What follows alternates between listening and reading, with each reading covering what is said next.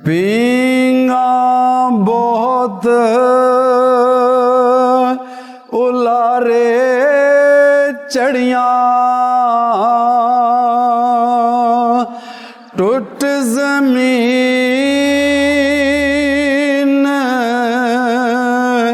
ते जड़ियां, कुड़ियां कई जो पेके मुड़िया, सावरियां छिक खड़ियां। अस्सलाम वालेकुम, मेरा नाम सैयद आसिफ बुहारी है और आप इस वक्त यूट्यूब चैनल चिराग इश्क देख रहे हैं।